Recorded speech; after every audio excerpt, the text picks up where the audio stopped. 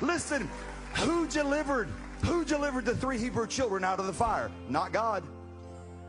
It wasn't God. God was in the fire with them. He's like, oh man, whoa, I like this. Let's go. They were worshiping God. It was not God who delivered them out of the fire.